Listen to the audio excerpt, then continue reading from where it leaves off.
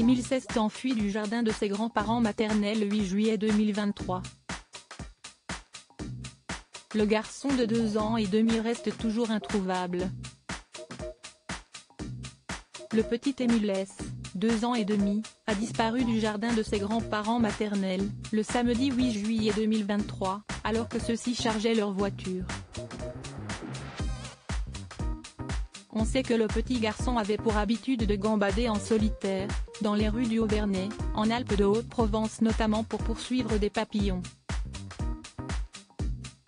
Si l'enquête n'offre pour l'heure ni piste ni réponse, malgré les interrogatoires de plusieurs habitants et proches, les forces de l'ordre savent à quel endroit l'enfant s'est volatilisé. Il s'agit d'une fontaine située en bord de route, dans une petite rue en pente qui passe devant la maison des grands-parents. Cette fontaine se situe à une soixantaine de mètres à peine de la maison familiale. Si est ici que 3 chiens de la gendarmerie, de race Saint-Hubert, se sont arrêtés net en suivant l'odeur d'Émile dans les heures qui ont suivi sa disparition, selon les informations de BFM TV.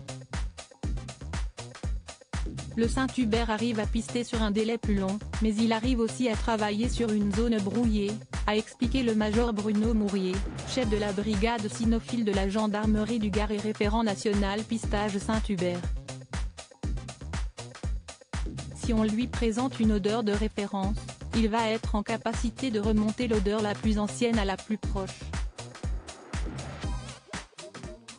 Les Saint-Hubert interviennent généralement quand le premier pistage n'aboutit pas.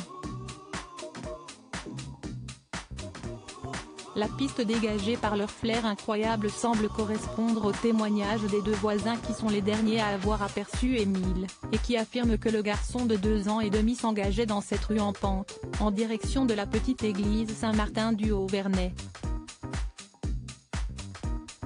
Je sais ce que j'ai vu, affirme le 2 dans les colonnes du journal Le Parisien. Émile a disparu le samedi 8 juillet 2023 entre 17h15 et 18h12, heure à laquelle sa grand-mère maternelle a appelé la police. Il avait l'habitude d'aller au-delà des 250 mètres du domicile, connaissant bien le coin, selon un gendarme.